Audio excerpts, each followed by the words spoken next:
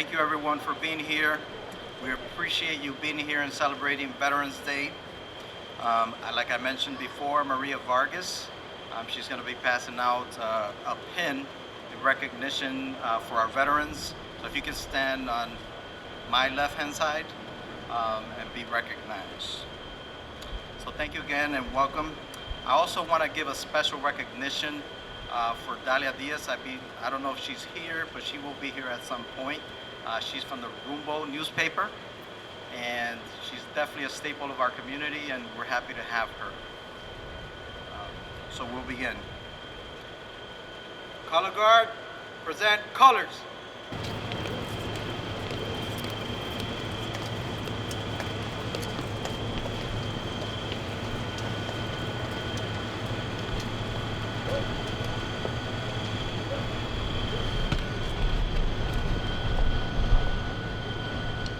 And now we're going to do the Pledge of Allegiance, and I'll lead it.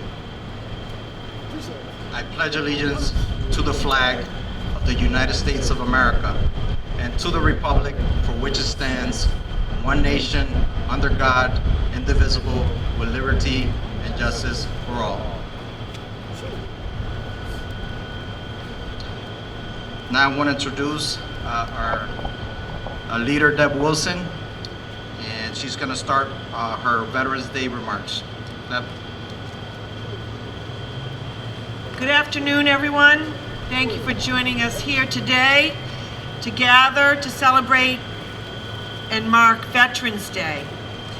World War I officially ended when the Treaty of Versailles was signed on June of 1919, but fighting stopped 7 months earlier when a temporary ceasefire between the Allied nations and Germany went into effect on the 11th hour of the 11th day of the 11th month.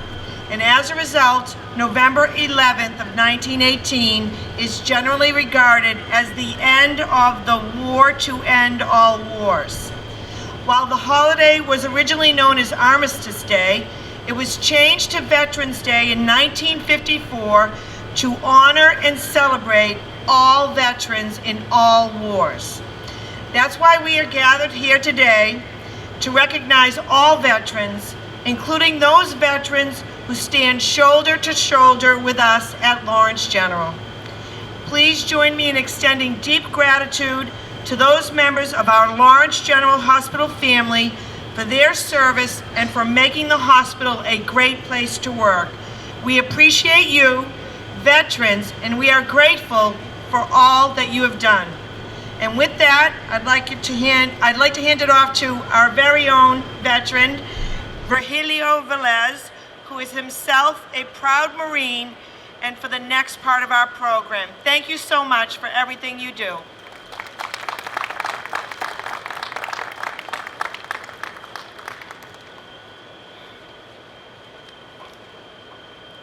Buenas tardes. Y gracias a todos por acompañarnos hoy mientras nos reunimos para conmemorar el Día de los Veteranos. La Primera Guerra Mundial terminó oficialmente cuando se firmó el Trato de Versalles en junio de 1919, pero la lucha se detuvo 7 meses antes cuando un alto el fuego temporal entre las naciones aliadas y Alemania entró en vigor a la hora 11, el día 11 y el mes 11. Como resultado, el 11 de noviembre de 1918 es generalmente considerado como el final de la guerra para poner fin a todas las guerras.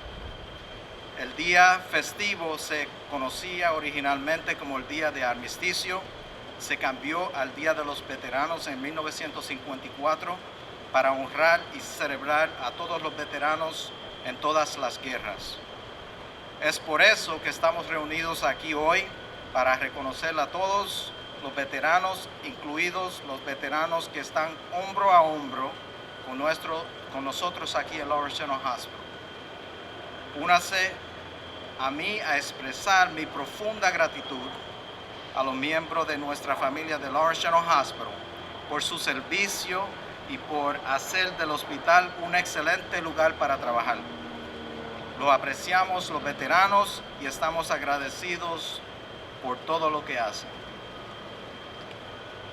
I now want to take a moment to introduce one of our own veterans, Justin Ames, who is also an EMT for Lawrence General Hospital, and he will describe what it means to him to be a veteran. Justin.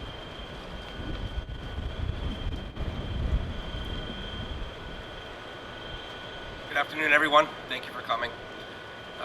What it means for me to be a veteran means many different things, and it's changed over my life since I was 18 years old until I am now almost 30. At 18, I wanted to join the military, and right out of high school. And long story short, I chickened out. My family was my dad's a Marine, grandparents, great grandparents. They were all in the military, and I wanted to do it to make them proud.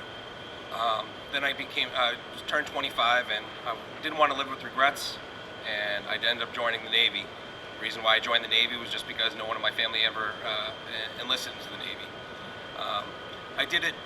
I hear from a lot of people they do it because they want to serve their country and many different other things, but I didn't know why I was joining until I was actually in there, and I realized it's a second family. Just like what Lawrence General brings here, it's a second family.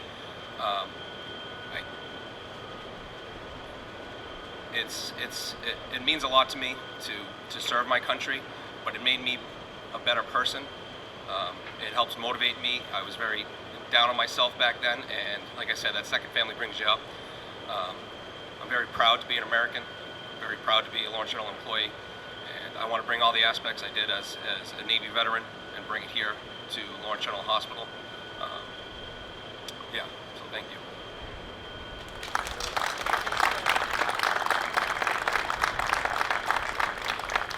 Thank you, Justin, and I've been learning a lot more about you, Justin, over the last couple of years, and let me tell you, his attitude towards our community is something that we want to resemble, because he's out there picking up our patients and making sure that they get here safely so we can continue the treatment, so they can get back to their homes and live good lives. So thank you, Justin.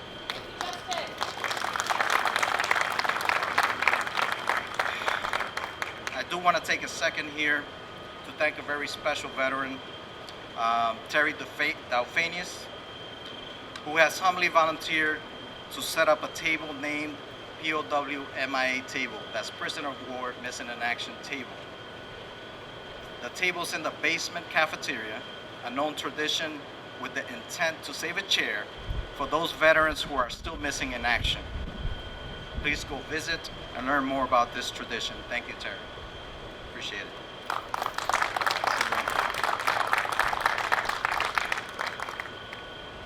And another note, from 2001 to present day, 120,000, I'll repeat that again, 120,000 veterans have committed suicide due to isolation and a feeling that there's no way out in dealing with war trauma. The war does not end in the battlefield for these soldiers. I want to highlight this because 22 veterans die every day due to suicide related to post-war trauma. As a healthcare organization and community, we must no longer stand in a position of neutrality. We must take a position of intentionality in connecting our veterans to critical mental health services, because it is a life and death situation. I want to let all of you know that we are stronger together, and we all have a role to play in supporting our veterans. Please thank a veteran today and let them know that we are thankful for their service. We will now raise a veteran flag today to remind all of us that we live in a country that values freedom, but also recognize that our soldiers sacrifice their lives every day for this privilege. Thank you.